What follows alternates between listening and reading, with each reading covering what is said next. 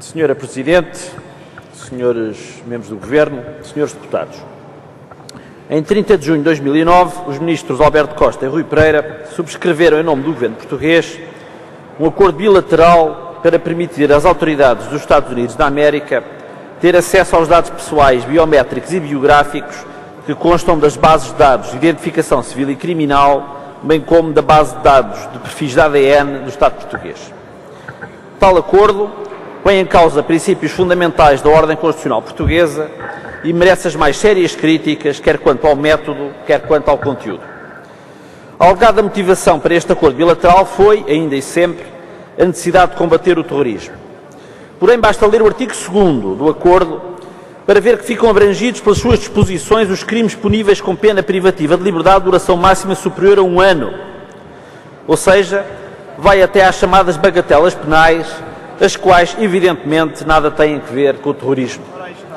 O terrorismo surge aqui, mais uma vez, com uma palavra mágica que tudo justifica e tudo permite. Invoca-se o terrorismo e deita-se pela borda fora todo um património civilizacional de direitos e garantias conquistado ao longo de séculos. O secretismo que rodeou a assinatura deste acordo em 2009 não envolveu apenas a opinião pública.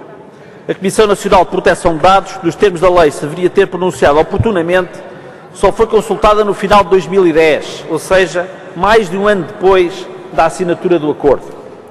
O parecer que a CNPD veio, entretanto, a produzir é contundente quanto à inconstitucionalidade do acordo e aponta-lhe 15 críticas fundamentais, que procurarei muito sinteticamente enumerar. A lei exige um parecer prévio da CNPD quando estão em causa direitos fundamentais e esse parecer não foi solicitado. A proteção de dados pessoais nos Estados Unidos não dá garantias adequadas aos dados enviados. Estando a decorrer negociações para um acordo quadro União Europeia-Estados Unidos sobre proteção de dados pessoais, deveria ter sido ponderado se tinha sentido este acordo. Não é salvaguardada a possibilidade dos dados transmitidos serem utilizados em processos que envolvam a pena de morte. Os fins do acordo são demasiado amplos. O catálogo de crimes abrangidos, com pena de prisão superior a 1 ano, é excessivo. Os mecanismos de consulta automatizada não garantem o controle dos acessos, nem permitem verificar consultas abusivas. O acordo prevê trocas de dados de pessoas que, entre aspas, se querer poderem vir a cometer um crime, fechar aspas, mesmo que a conduta em causa não seja considerada crime na ordem jurídica portuguesa. A falta de um prazo máximo para a conservação de dados excede o grau de terminação aceitável.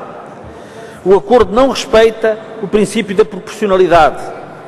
Os responsáveis pela transmissão e tratamento de dados não estão definidos.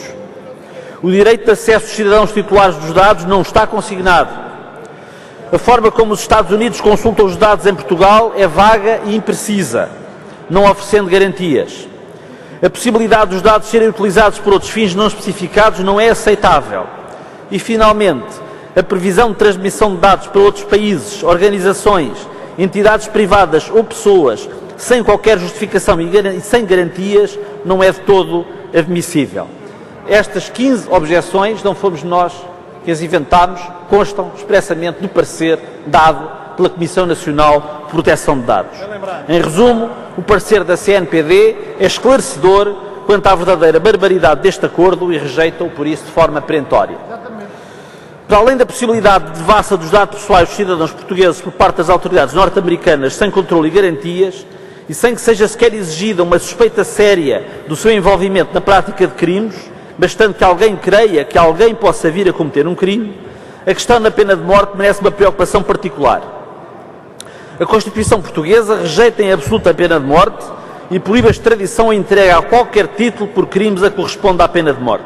Como escreveu o constitucionalista e ao tempo deputado do PSD, Jorge Bacelar Gouveia, em artigo publicado no Diário de Notícias de 25 de fevereiro de 2011, em que critica este acordo de modo muito contundente, passo a citar: será sempre intolerável tornar a administração da Justiça em Portugal uma entidade colaboracionista com um sistema penal que aplica as penas de morte e de prisão perpétua. Não fomos nós que o escrevemos, foi o professor Jorge Bacelar Gouveia. A rejeição deste acordo não significaria a recusa de colaborar com as autoridades dos Estados Unidos no combate ao crime. A cooperação judiciária internacional para o combate ao crime organizado e transnacional é um valor estimável e não constitui sequer novidade. Existem mesmo instituições criadas para esse efeito, como a Interpol. O Estado português não deve recusar participar no esforço de cooperação internacional para combater a criminalidade, mas tem de o fazer respeitando os princípios constitucionais e as bases fundamentais em que assenta a ordem jurídica portuguesa, incluindo as competências próprias das autoridades judiciárias portuguesas. Qualquer possibilidade de cedência indiscriminada de dados pessoais dos cidadãos portugueses a autoridades de outro país, seja ele qual for, é de rejeitar em absoluto. Uma coisa é a cooperação judiciária internacional, feita numa base de reciprocidade, no respeito pelas competências das autoridades judiciárias de cada Estado, das garantias dos cidadãos e dos princípios do Estado de Direito democrático.